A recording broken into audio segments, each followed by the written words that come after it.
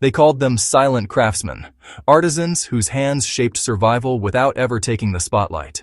These were the medieval board strengtheners, masters of a craft so crucial that armies, traders, and builders unknowingly relied on their secrets to survive harsh winters, brutal sieges, and centuries of wear.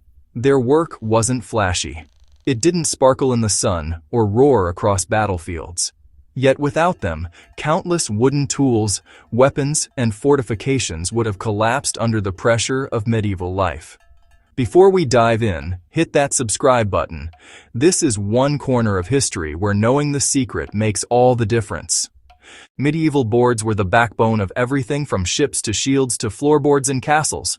But wood, for all its beauty, has a weakness.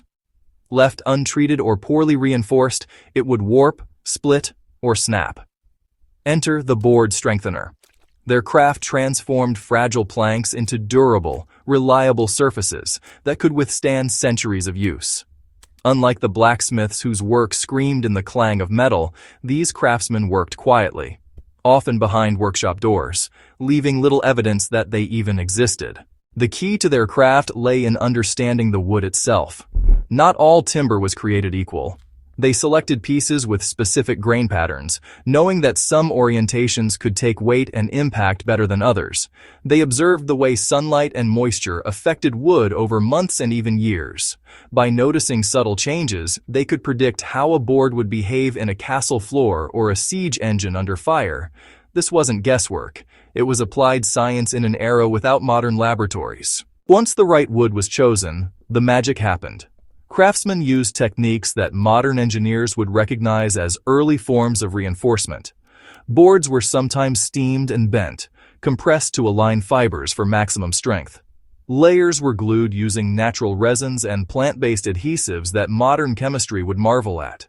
Occasionally, iron strips or hidden dowels were integrated, invisible to the eye but adding a surprising amount of resilience. These methods weren't taught in guild schools. They were whispered from master to apprentice in shadowed workshops, guarded like treasure, because a single misstep could ruin an entire batch. Survival depended on reliability. A weakened board could mean the difference between a bridge holding under a retreating army or collapsing in chaos. Ships carrying merchants and soldiers relied on these reinforcements to survive long journeys through storms and piracy.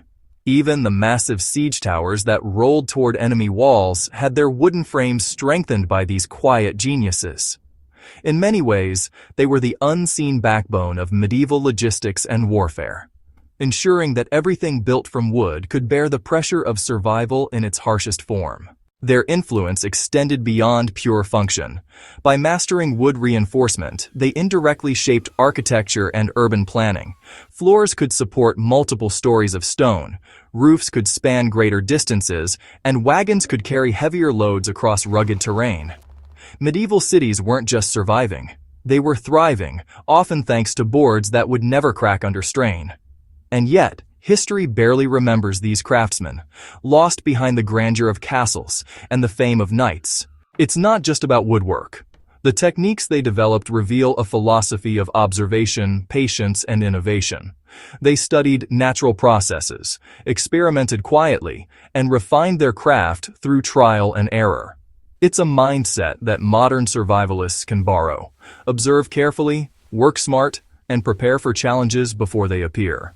Whether it's reinforcing a wooden shelter in the wild or understanding the importance of resilience in everyday life, the lessons of medieval board strengtheners are timeless. Interestingly, some of their approaches actually anticipated modern engineering. Layered adhesives, fiber alignment, and selective reinforcement.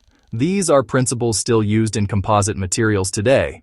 That's centuries ahead of their time, all hidden in simple workshops, with nothing more than hand tools, glue, and, really keen eyes. This is what makes studying these forgotten craftsmen not just fascinating, but, practically valuable. History, in their hands, was survival knowledge encoded into wood itself. You can almost imagine the apprentice sweeping shavings from the floor while listening to the master explain why this plank will hold while that one will fail. Every cut, every bend, every application of resin was deliberate, measured, and informed by decades of silent practice. The craft demanded respect for the material and for the consequences of failure, a lesson still relevant in a world that often values speed over durability. And here's the kicker. These craftsmen didn't sign their work. They didn't chase fame, yet their boards survived centuries, long outlasting the people who built them. The quiet genius of medieval board strengtheners reminds us that survival often depends not on the loudest efforts, but on the unseen, meticulous care that no one notices until it's missing. Their legacy isn't a statue or a name on a plaque. It's every plank that refused to break when everything else did. So next time you walk across an old wooden floor, hold a shield, or step onto a wooden bridge, remember the hands that made it strong, the minds that understood nature, and the secrets kept quiet for generations. It's not just history, it's survival, refined and reinforced. If you found this peek behind the medieval curtain intriguing, make sure to subscribe and share this with your friends. Every click helps keep these forgotten survival codes alive. History isn't just stories, it's lessons we can use today, and you've just unlocked one more.